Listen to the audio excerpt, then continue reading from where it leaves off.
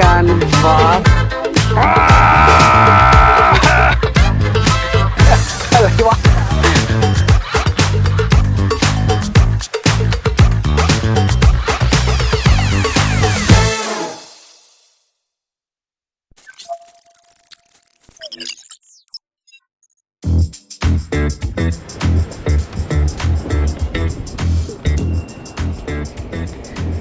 สปอร์ตหรูหราอย่างมีระดับครับกับคันใหม่ครับที่กำลังจะมาเติมเต็มไลน์อัพให้กับแบรนด์ Denza ในเครือของ BYD นะครับ Denza เรารู้กันแล้วว่าเปิดตัวรถยนต์รุ่นแรกที่จำหน่ายในบ้านเราคือ Denza D9 รถตู้ MPV ไฟฟ้าอเนกประสงค์นะครับ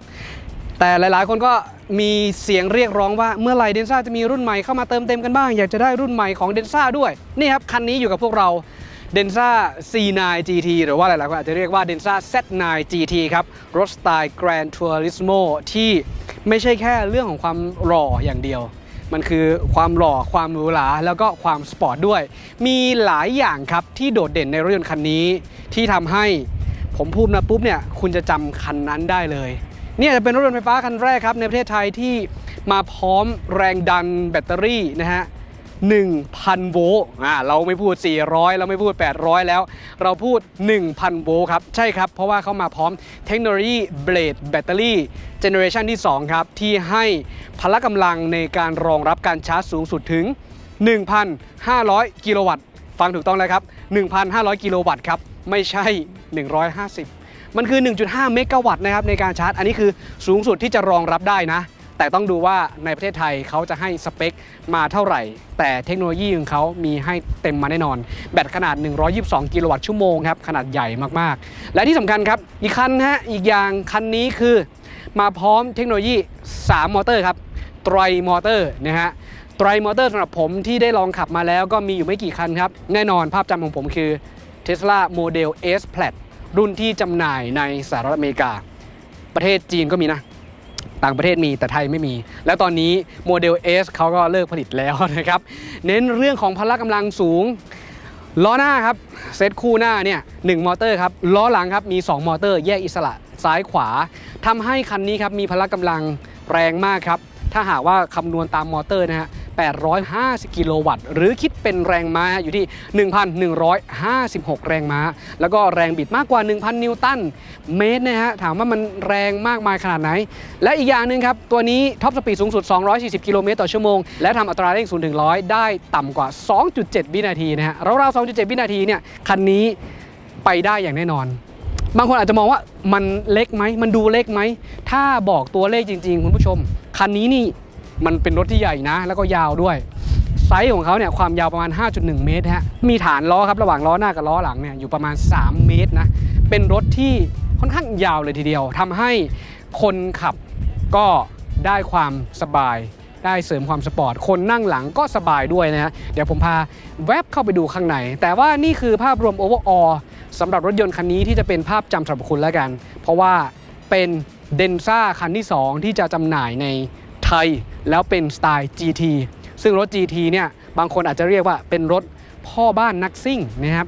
รถพ่อบ้านเพราะว่าสามารถได้ทั้งเรื่องของอรรถประโยชน์ในการใช้งานนะในการใช้สอยของตัวนี้ภายในกว้างขวางสบายฐานล้อยาวคุณนั่งได้สบายแต่ก็เสริมด้วยพละกำลังนะครับนี่คือภาพรวมหลังจากตัวนี้ครับเดี๋ยวเราจะไปลองทดสอบขับขี่ของรถยนต์คันนี้ว่าเป็นอย่างไรนะฮะสมรรถนะที่ทางRevell Automotive นะครับกับทาง BYD เขาได้จัดให้เราในสนามตรงนี้เดี๋ยวผมพาทุกคนไปลองนะแล้วก็มาเล่าประสบการณ์ให้ได้ฟังกันอย่างแน่นอนสำหรับคันที่พวกผมขับอยู่ตรงนี้นะฮะต้องบอกกันว่าวันนี้เนี่ยตั้งใจหรือเปล่าบอกว่าไม่ได้ตั้งใจนะเพราะเป็นเสื้อที่มีอยู่ไม่กี่สีมีสีดำสีขาวสีน้ำเงินที่ผมอาจจะใส่ออกงานบ่อยๆรอบนี้เราใส่สีน้ำเงินมานะแล้วมันก็จับฉลากได้พอดีเลยเพราะว่านี่คือสีฮีโร่ของเขาเช่นเดียวกันนะครับสำหรับ Denza C9 GT นะครับจะมีให้เลือกด้วยกัน5สีนะครับหนึ่งในนั้นก็คือสีน้ำเงินตัวนี้เป็นสีน้ำเงินนะครับที่ชื่อว่า Zenith Blue ฮะซึ่งเป็นสีไฮไลท์ของเขาเลยภายในจะมีให้เลือก2สีคือสีขาวแล้วก็สีดำส่วนสีต่อมาครับอีก4สีนะผมจะไล่ให้ฟังเลยก็จะเป็นสี Forest Green นะครับหรือว่าสีเขียวสีแชมเปญโกนะฮะมี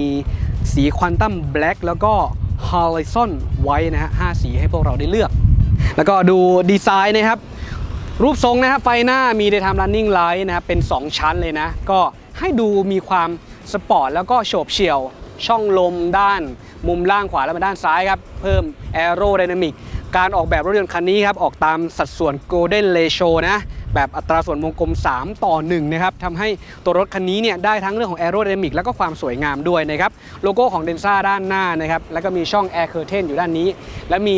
เซ็นเซอร์นะครับเป็นเรดาร์ครับที่ใช้ในการตรวจจับวัตถุต่างๆจะช่วยในเรื่องของระบบการขับขี่ด้วยคันนี้ที่ให้มานะข้างบนจะมีเรดาร์ด้วยนะด้านบนซึ่งก็จะมาช่วยกับระบบการขับขี่เล่าให้ฟังนิดนึงทางในเครือของ BYD มีระบบช่วยขับขี่ที่อัจฉริยะนะครับที่เรียกว่า God Eye ซึ่งในประเทศจีนเริ่มเอามาใช้กับรถยนต์รุ่นใหม่ๆละ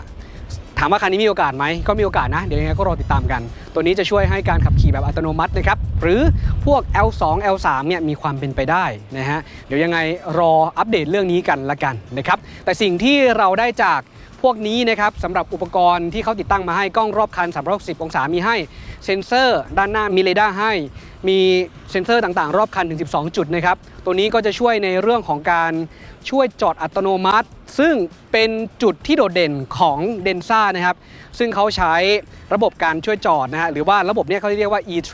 คุณสามารถที่จะเข้าจอดไม่ว่าจะเป็นเอาหัวเสียบเข้าไปแล้วท้ายหมุนปัดเข้ามาในที่แคบๆทำได้เดินเป็น Crab Walk ก็ได้การถอยจอดแบบเข้าแบบขนานได้หรือถอยแบบเอียงก็ได้เช่นเดียวกันมีฟีเจอร์ที่ค่อนข้างหลากหลายนะครับส่วนเรื่องของดิสเบรกคันนี้นะครับมาดูล้อกันสักหน่อยเขามาพร้อมล้ออันลอยขนาด20นิ้วนะครับที่เขาเซตอัพมาให้สำหรับตัวนี้เป็นล้ออันลอยมัลติสโป๊กนะครับแบบหลากหลายก้านมีเลนสีดำกับสีเงินตัดกันยาง 255-45 R20 นะครับเป็นยางของ Continental ส่วนระบบดิสเบรกนะฮะให้แคลิเปอร์เบรกมาเป็นสีเหลืองจับคู่กับจานเบรกแบบระบายความร้อนแต่ตัวนี้จะไม่ใช่เซรามิกนะขนาดของเบรกครับมาพร้อมเบรกแบบ4พอร์ตด้านหลังเนี่ยจะมาพร้อมเบรกแบบ1พอร์ตนะครับแล้วก็ช่วงล่างตัวนี้จะให้เป็นช่วงล่างแบบถุงลมสามารถปรับระดับความสูงความต่ำความนุ่มนวลได้แล้วก็ให้เหมาะกับรูปแบบการขับขี่นะฮะตัวนี้ก็คอมบิเนชันรวมๆกันมาให้รองรับระบบ DVR ด้วยนะครับก็เวลาที่เราขับไปแล้วบันทึกข้อมูลการขับขี่ด้วยนะฮะกล้องรับคันพวกนี้มีให้ทั้งหมดนะครับประตูของเขานะครับทั้ง4บานเป็นประตูแบบไฟฟ้าเวลาที่เราเปิดออกมาเนี่ยกดปุ่มตรงนี้ออกมาปุ๊บเนี่ยจะมีเซ็นเซอร์ตรวจจับด้วยนะครับว่าถ้าหากว่ามีสิ่งกีดขวางเขาก็จะไม่เปิดนะแต่หากว่าเราออกจากตรงนี้เขาก็จะเปิดมาให้ส่วนประตูครับจะเป็นแบบเฟรมเลสนะครับแล้วก็มาพร้อมระบบปิดอัจฉริยะแล้วมีระบบซอฟต์โค้ดเช่นเดียวกันนะครับสีของกระจกนะฮะถ้าเราเห็นนะด้านหน้าก็จะเป็นสีแบบมองทะลุสว่างได้ส่วนด้านหลังก็จะเข้มกว่าซึ่งเป็นสไตล์ privacy นะครับเนี่ยประตูด้านหลังก็เป็นแบบไฟฟ้าเช่นเดียวกันนะฮะมันเสริมสร้างในเรื่องของความเป็นความหรูหราของตัวรถนะครับมีฟังก์ชันเสริมเข้ามาแล้วให้ดูนะครับตัวนี้เป็นกระจกแบบ2ชั้นทั้งบานหน้าแล้วก็บานหลังได้ในเรื่องของการเก็บเสียงด้วยนะครับภายในห้องโดยสารข้างในค่อนข้างที่จะกว้างขวางเลยทีเดียวสะดวกสบายมากนะฮะนี่ปิดประตูแบบนี้นะครับแล้วก็ปิดเข้าไปนี่ฮะแล้วก็พอร์ตของการชาร์จครับจะอยู่ด้านหลังขวาครับตรงนี้นี่เห็นไหมเป็นพอร์ต CCS 2 Combo เรียบร้อยนะครับรองรับการชาร์จอย่างที่บอกครับคันนี้เนี่ยถือว่าน่าจะเป็นคันที่ชาร์จเร็วที่สุดในประเทศไทยณตอนนี้ถ้าเขามาขายนะเพราะว่าอย่างที่บอกเขามาพร้อมแบตเตอรี่ 1,000 โวลต์หาได้น้อยมากแบตเตอรี่ 1,000 โวลต์ในประเทศจีนก็เริ่มมีแต่ก็จะมาในรถที่เป็นแบบพรีเมียม High Performance นะครับดังนั้นBYD เองก็โดดเด่นในเรื่องของเบรกแบตเตอรี่ในการพัฒนาแบตเตอรี่ของเขาอยู่แล้วนะครับและแพลตฟอร์ม E3 ของพวกเขานะฮะแบตเตอรี่เจนตัวนี้ติดตั้งแบบ C2B หรือว่า Cell to Body เพิ่มความแข็งแรงแล้วก็เพิ่มพื้นที่ห้องโดยสารให้สามารถเก็บสัมภาระหรือว่าโดยสารได้สะดวกสบายกว้างขวางมากขึ้นนะครับ 1,000 โวลต์นะฮะรองรับสูงสุดถึง 1,500 กิโลวัตต์ในการชาร์จคือมันแรงมากคุณผู้ชมที่เราคุยกันเนี่ยของ Expert ระดับ500เราว่าแรงมากๆแล้วนะฮะตัวนี้ครับคูณเข้าไปอีก3เท่านะครับนี่คือเรื่องของกำลังการชาร์จแล้วก็รองรับ V2L ด้วยนะ V2L อยู่ที่4กิโลวัตต์นะครับส่วน AC ผมไม่มีข้อมูลให้นะครับเดี๋ยวรอดูอีกทีหนึ่งละกันนะครับมีโลโก้ของ Denza ที่อยู่ด้านหลังตรงนี้ด้วยสปอยเลอร์ของทาง Denza ครับจะมีอยู่2จุดครับคืออยู่ด้านบนตรงนี้นะครับแล้วก็เป็นแบบลอยตัวอันนี้เขาจะฟิกซ์มาให้เลยมีกล้องส่วนนี้ให้ด้วยเพราะว่ากล้องด้านหลังของสปอยเลอร์ตรงนี้เขาจะทำการสตรีมมิ่งครับสตรีมมิ่งภาพจากด้านหลังซึ่ง จะเอาไปโชว์ที่อยู่บริเวณกระจกมองหลังครับกระจกมองหลังตัวนั้นจะเป็นดิจิทัลได้ด้วยแล้วก็จะเป็นกระจกแบบที่เป็นกระจกแบบธรรมดาและสามารถตัดแสงได้ด้วยนะครับและอีกหนึ่งที่ครับคือบริเวณตรงนี้ครับตรงนี้ก็คือเป็นสปอยเลอร์เช่นเดียวกันแต่ว่าเป็นสปอยเลอร์แบบไฟฟ้าจะปรับให้เปิดขึ้นมาตามเขาเรียกความเร็วของตัวรถนะฮะในการขับขี่ส่วนด้านหลังของตัวนี้นะครับก็ดูทรงสปอร์ตแล้วก็เล่นเรื่องของแอโรไดนามิกนะอย่างที่บอกก็มีตัวนี้นะครับเป็นสปอยเลอร์1ชิ้น2ชิ้นแล้วก็ด้านหลังตรงนี้มาด้วยนะครับโลโก้ตรงนี้นะฮะด้านหลังเป็นโลโก้ของเดนซ่าแล้วก็ให้ดูบริเวณไฟท้ายครับซึ่งถ้าหากว่าเราเหยียบเบรกแล้วไฟท้ายเขาติดก็เป็นรูปนาฬิกาทรายนะครับให้เห็นเลยว่าขับเข้ามาตามหลังคันนี้แน่นอนนี่คือ Denza C9 GT นะครับโลโก้อยู่ตรงนี้ครับแล้วก็จะมีโลโก้ของ E3 Platform อยู่ส่วนนี้ด้วยแล้วก็สเกิร์ตด้านหลังนะครับมีไฟทับทิมแล้วก็ไฟเบรกนะฮะไฟเบรกอยู่ตรงนั้นแล้วก็ไฟถอยหลังอยู่บริเวณโซนนี้นะครับเล่นออกแนวเป็นสีกลอสนะครับเป็นสีดำด้วยกับตัดกับตัวสีบอดี้ของตัวรถนะครับแล้วมีกล้องให้และอีกหนึ่งจุดครับส่วนนี้คือถ้าหากว่าเราทำการพกกุญแจคือคันนี้จะรองรับทั้งกุญแจแบบแมนนวลนะแล้วก็มีกุญแจที่เป็นดิจิตอลคีย์สามารถใช้งานร่วมกับแอปพลิเคชันของ BYD ด้วยนะครับเขาจะมีสัญลักษณ์ครับถ้าสมมุติว่าเราเดินมาเนี่ยเราอยากจะเปิดฝาท้ายนะฝากระโปรงเนี่ยเราไม่ต้องกดก็ได้นะมันจะมีเครื่องหมายครับส่องเป็นแสงออกมาแล้วอยู่บริเวณโซนท้ายๆตรงนี้แล้วจะทำให้เราสามารถเปิดฝาท้ายของตัวนี้ขึ้นมาได้นะฮะก็ถือว่าเป็นอีกหนึ่งฟีเจอร์ที่เสริมขึ้นมาส่วนฝาท้ายของตัวนี้ครับก็จะออกเป็นแนว fastback นะพอเราเปิดมันก็จะยกขึ้นมาแบบนี้นะฮะแล้วจะเห็นว่าพื้นที่ของห้องเก็บสัมภาระบริเวณโซนนี้ก็เยอะเช่นเดียวกันนะครับแล้วก็เบาะนะฮะสามารถที่จะพับลงไปได้เป็นการพับแบบไฟฟ้านะเรากดจากตรงนี้ได้เลยนะครับกดจากตรงนี้แล้วก็เขาจะพับไปเห็นไหมว่าแม้ว่าจะเป็นรถยนต์สไตล์ GT Gran Turismo นะฮะขับสปอร์ตได้ขับสะดวกสบายได้เนี่ยอัตประโยชน์ด้วยเผื่อว่าพ่อบ้านนะครับไปซื้อของเข้าบ้านพาคุณนายนะไปซื้อของเนี่ยใส่ได้เต็มๆเลยคุณจะซื้ออะไรยัดเข้าไปนั่งอยู่คู่หน้าสบายๆเลยนะครับพับได้แบบไฟฟ้านะฮะอันนี้เห็นในรถคันไหนถ้ารถที่ผมใช้หน่อยก็จะเป็น Tesla Model Y เริ่มให้มานะครับรถรุ่นหรูๆเนี่ยถ้าไม่มีแบบนี้ให้เนี่ยก็แอบเสียดายอยู่นะแต่คันนี้ครับDenza C9 GT มีมาให้นะครับสำหรับตัวนี้แล้วก็การเก็บงานค่อนข้างที่จะดีครับเพราะว่าตรงนี้ก็จะเก็บในลักษณะเป็นผ้านะครับผิวผ้าปิดนะครับตรงนี้มาแล้วก็ด้านบนก็จะเป็นพวกซูเอทนะครับเป็นวัสดุผิวนุ่มนะครับเอามาให้ดูด้านล่างตรงนี้หน่อยสิมีพื้นที่เห็นไหมนี่เรายกขึ้นมาก็จะมีพื้นที่สำหรับการเก็บของเล็กน้อยสายชาร์จemergency charging อะไรเงี้ยก็สามารถใส่เบิร์นส่วนนี้ได้ก็จะเป็นพื้นที่เก็บตรงนี้นะฮะก็กันเวลาที่เราขนกระเป๋าขนของนะดูฝาท้ายนิดนึงดิกันหนีบแค่ไหนกันหนีบนะครับช่วยให้เราสามารถแต่แน่นแรงอยู่แน่นแรงอยู่นะฮะฝาท้ายปิดแบบไฟฟ้านะครับเข้าไปดูภายในนิดนึงแล้วก็เดี๋ยวเราไปทดลองขับกันครับ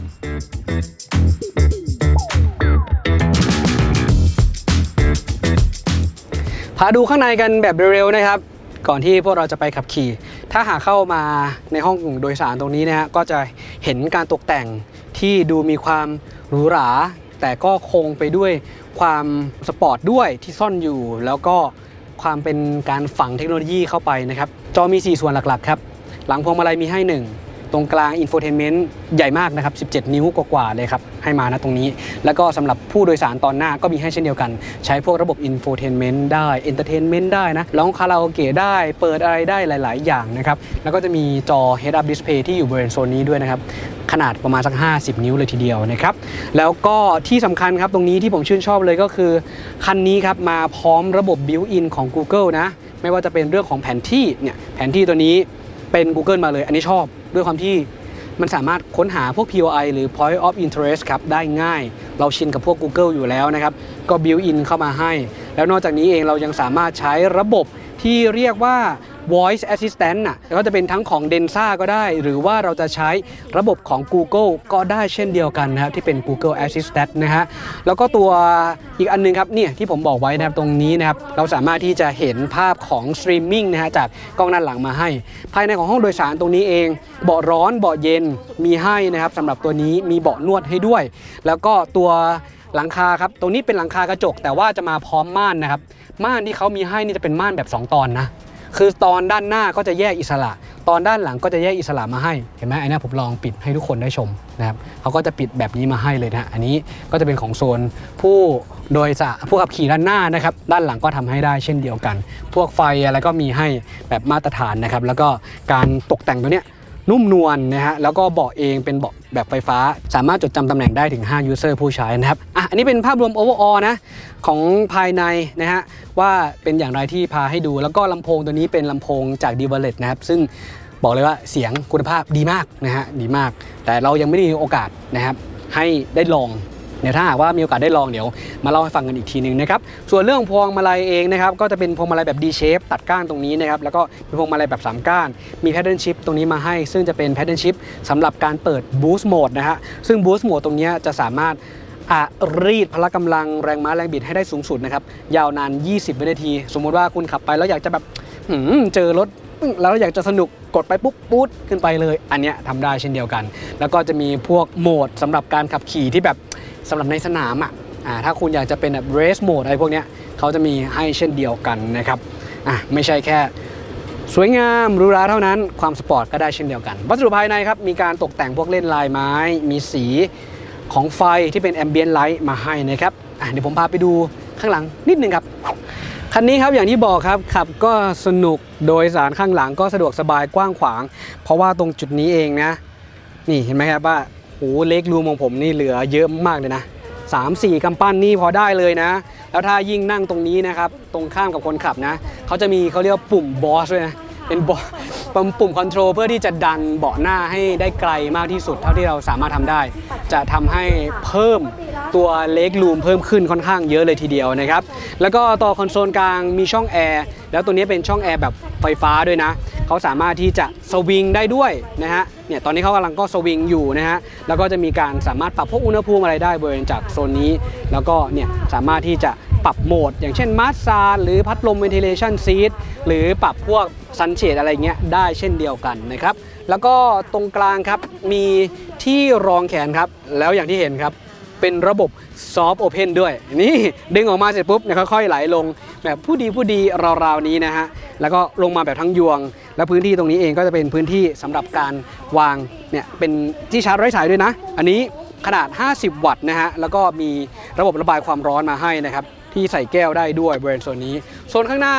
สำหรับตรงคอนโซลกลางที่ชาร์จไร้สายก็มีเช่นเดียวกันนะฮะ50 วัตต์ด้วยส่วนด้านหลังอยากจะมีไฟสำหรับการตกแต่งหน้าหรือบางคนอยากจะแต่งหน้านะสาวๆเนาะก็ทำงี้ได้แล้วงี้ได้แล้วก็มีไฟให้ตรงนี้ด้วยนะครับค่อนข้างที่กว้างขวางมีที่โหนอะไรอย่างนี้ด้วยนะครับแล้วเบาะตรงนี้สามารถที่จะปรับได้นะครับปรับเอียงได้เป็นแบบไฟฟ้านะครับแล้วตรงนี้นะครับ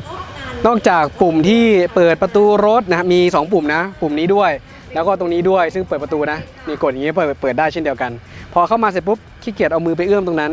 เรากดตรงนี้ได้นะเขาก็จะเข้ามาแบบนี้นะครับมี privacy ให้แล้วก็ที่สำคัญครับสามารถที่จะปรับเอียงได้ด้วยนะเอียงเบาะนะครับนี่อันนี้ผมดันขึ้นบริเวณตรงนี้จะเห็นว่าที่รองน่องนะฮะโผล่ขึ้นมานะครับเนี่ยก็จะดันน่องให้สูงขึ้นเห็นไหมมันก็จะยาวขึ้นอันนี้กดลงนะครับเนี่ยที่รองน่องก็จะลงไปส่วนด้านนี้เองนะครับนี่ก็จะดันเบาะเห็นไหมครับว่าเบาะตัวนี้สามารถออกมาอย่างนี้ได้แล้วก็ถ้าเรากดเข้าไปอีกก็จะปรับเอนได้อันนี้สูงสุดก็ประมาณนี้นะครับแล้วก็ตรงนี้เองใกล้ๆที่รถกระจกนะฮะจะมี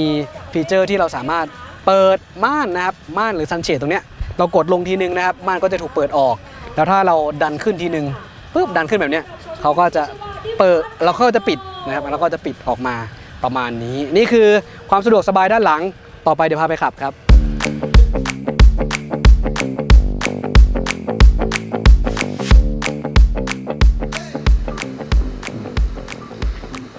การจอดแบบขนานนะฮะเนี่ยหน้าไม่ไอหลังถอยเข้าง่ายๆไม่เข้านะเอาหน้าเข้าครับ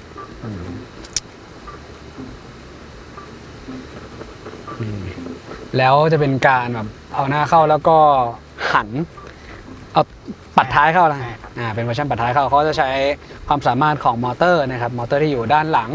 ซึ่งมี2ตัวนะล้อหนึ่งบิดหน้าเนี่ยล้อซ้ายบิดหน้าครับล้อขวาบิดหลังกลับคืนมานะครับก็จะทำให้การจอดแบบนี้เข้าได้ง่ายนี่เป็น เทคนิคการจอดแบบอย่างแรกนะครับของเขาโอเคเนี้ยจอดเสร็จเรียบร้อยเดี๋ยวไปกันต่อ อันนี้เราสามารถช่วยออกได้ด้วยนะครับอันนี้เราจะออกทางด้านขวามือนะครับอันนี้ผมกดขึ้นไปนะครับ ก็เป็นอันนี้ นี่ แล้วก็ อันนี้ ระบบช่วยออก ใช่ครับ อย่าเบรกแล้วก็ออกจากที่จอดเนี่ยนั่งอยู่เฉยเลยนะครับนั่งอยู่เฉยเลยนะ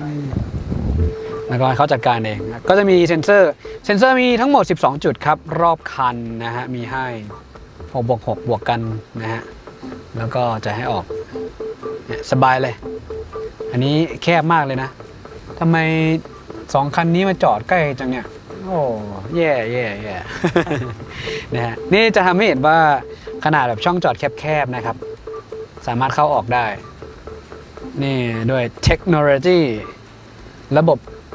APA นะฮะ Automate Parking Assistant นะฮะซึ่งมีอยู่ใน Denza C9 GT คันนี้นะไม่ได้หล่อเท่แรงอย่างเดียวฉลาดด้วยเนี่ยถอยออกไปเสร็จปุ๊บวนกลับมาให้ขนานมันออกจากที่นี่เลยเนี่ยผมแทบไม่ได้ทำอะไรเลยนะแค่กดปุ่มแล้วก็สั่งให้เขาดำเนินการ โอเค อันนี้เรียบร้อยสำหรับเข้าและออก โอเคสถานีที่2นั่นเลยครับ ต่อไปเดี๋ยวไปสถานีที่2กันนะครับ สถานีที่2จะเป็นในเรื่องของเลนเชงนะครับ ไม่เกิน40ออกไปเนี่ย40 กิโลเมตรต่อชั่วโมง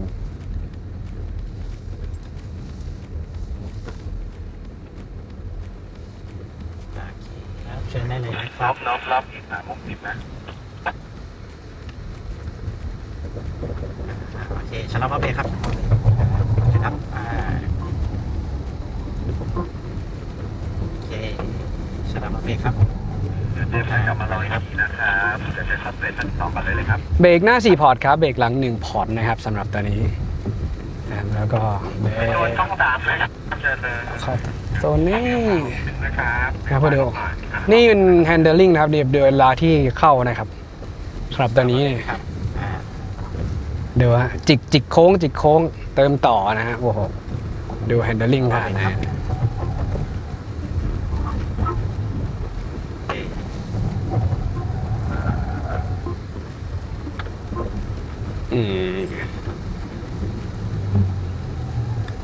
นี่ยังเหลือๆนะครับสำหรับตัวเบรกนะครับนี่ยังไม่ได้กด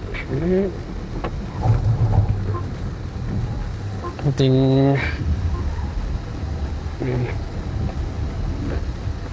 เติมเข้าโค้งต่อโอ้โหสเตชันที่3นะครับเราจะเข้าสู่สเตชันที่4นะครับเราจะดูในเรื่องของช่วงล่างการไดนามิกครับนะครับว่าการเซ็ตนุ่มนวลแค่ไหนใช่ไหมฮะใช่ครับ ช่วงล่างถุงลมครับการสับ20 กิโลเมตรต่อชั่วโมงเองเข้าไหมครับโอเคต้องต่อตัวเลยครับไปสเตชันที่5ได้เลยครับ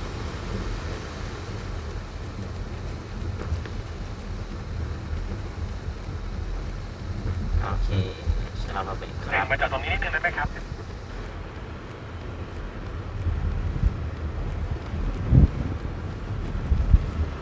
สบายมากครับรถ 5.1 เมตรแต่มี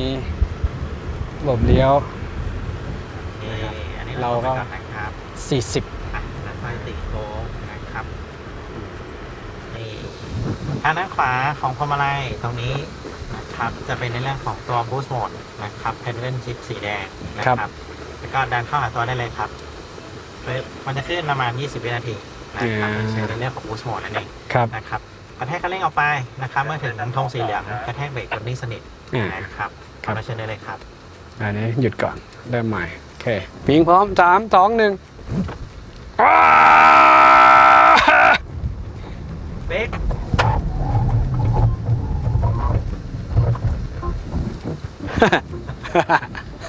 เป็นไงฮะ 2.7 ความรู้สึกตอนอัตราเร่ง0 ถึง 100ภายใน 2.7 วิเมื่อกี้คือเราไม่ได้จับเวลาหรอกว่ามันเท่าไหร่แต่มันเป็นความรู้สึกที่ผมรู้สึกว่าผมวาร์ปอีกครั้งหนึ่งหลังจากที่ผมได้ลองโมเดล S Plaid 3 มอเตอร์เหมือนกันนะครับ Tri มอเตอร์เหมือนกันคันนั้นของ Tesla S Plaid ตอนนั้นพวกผมทำเวลาได้ 2.41 นะ0 ถึง 100ภายใน 2.41 วินาทีมันทำให้ความรู้สึกเหมือนการวาร์ปตอนนู้นอันนั้นเป็นครั้งแรกของผมเลยผมรู้สึกแบบตื่นเต้นมาก เป็นรถจีนอีกคันหนึ่งเป็นรถต้องบอกว่าเป็นรถจีนและ High Performance ที่เราลอง0 ถึง 100แล้วมันให้ความรู้สึกใกล้เคียงนะตรงนั้นเมื่อกี้ที่ผมร้องว้านี่คือเรารู้สึกอย่างนั้นจริงๆนะเพราะปกติถ้าหากว่าเป็นสไตล์ของรถยนต์ถ้าเป็นจากฝั่งที่ High Performance ของจีนผมรู้สึกว่าเวลาที่เขาเซตมันจะค่อยๆขึ้นก่อนแล้วความเร็วมันจะค่อยไต่ขึ้นไปนะครับประมาณนี้เท่าที่ได้ลองแล้วเมื่อกี้ลืมดูว่าความเร็วสูงสุด ที่เราจะเข้าก่อนที่เราจะเบรกมันอยู่ที่เท่าไหร่เดี๋ยวไปตามไล่ดูคลิปถ้ามันเห็นนะแต่มีเกินร้อยแล้วก็พอดีสายตาผมไปจับจ้องอยู่ที่ตรงกลวยเวลาที่เราจะเบรกมากกว่านะครับก็เลยทำให้ไม่อยู่ตรงจุดนั้นนะครับส่วนเรื่องของ Handling นะฮะเท่าที่ได้ลองในช่วงรอบแรกเดี๋ยวเราไปลองรอบ2กันต่อมันจะมีความโดดเด่นในแง่ของตัวปีกเบาะครับปีกเบาะของตัวเนี้ยมันจะบีบรัดเข้ามาโอบเราเพื่อให้ตัวของเรากระชับนะครับเพื่อให้ตัวของเรากระชับซึ่งเจออยู่ในรถไม่กี่คันถ้าเป็นสไตล์ High Performance เนาะคันนี้1คันแล้วแหละ Denza C9 GT นะครับที่เราได้ลองรอบนี้มีรุ่นพี่ของเขาอีกตัวหนึ่งก็คือยังวังยูไนนะครับยังวังยูไนที่เราไปลองที่เจิ้งโจวคันนั้นก็เป็นลักษณะสไตล์นี้เหมือนกันนะฮะแล้วเราก็ไปเจอในฝั่งของโลตัสด้วยโลตัสอิเล็กตราโลตัสอิมิยาพวกนั้นนะครับดังนั้นก็จะเห็นว่าฟีเจอร์เหล่านี้ที่มันอยู่ในรถ High Performance เขาให้มาด้วยนะครับที่เราจะได้เห็นเนาะคันนี้เป็นรถคันที่ค่อนข้างใหญ่ความยาว5เมตรกว่าอย่างที่เราได้บอกไป 5.1 เมตรนะครับฐานล้อยาว3 เมตรแล้วแบตเตอรี่ใหญ่มาก122กิโลวัตต์ชั่วโมงนะฮะ0 ถึง 100 2.7 ท็อปสปีด240แรงม้าแรงบิดอัดเยอะมากหลายๆอย่างครับเทคโนโลยีที่เขาให้มาทั้งเรื่อง performance ด้วยแล้วก็ไม่ใช่แค่เรื่องมันไม่ได้ดิบอย่างเดียวมันมีความดิบได้ถ้าเราต้องการความดิบนะตรงนั้นความสนุกในการขับและมันยังมีความนุ่มคอมฟอร์ตความเอลิแกนต์เขาอยากจะโชว์ของความหรูหราเข้ามาให้มันสอดคล้องกันด้วยนะครับกับรถยนต์คันนี้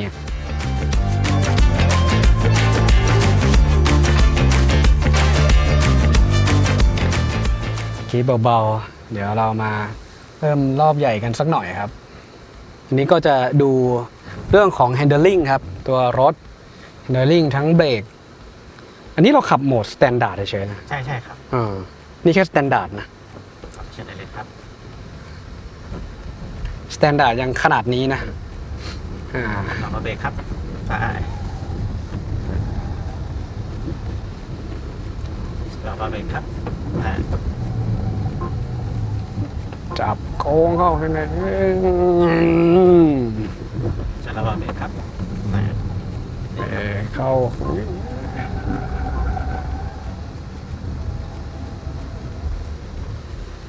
เรามาเบรกครับปึ๊บไปเบรกครับเรามาเบรกครับโอเคเบรกครับไปนะก็ไม่ได้เขียนอะไรอะไรวะมือไปโดนตรงนั้นนึกว่ามีใครมาบ่น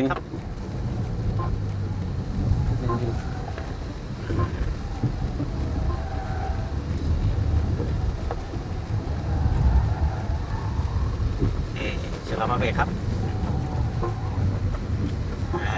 เรามาเบรกครับเบรกครับเบรกโอเคพร้อม3 2โอเคเบรกครับ120เบรก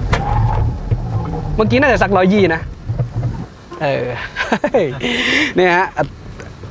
การรู้สึกในการวาร์ปนี่แล้วก็การเลี้ยวนะฮะเมื่อกี้มันขึ้นหน้าจอตรงนี้ใช่ไหมใช่ไหมผิงเดี๋ยวตอนนี้ก็รีวิวได้นะครับ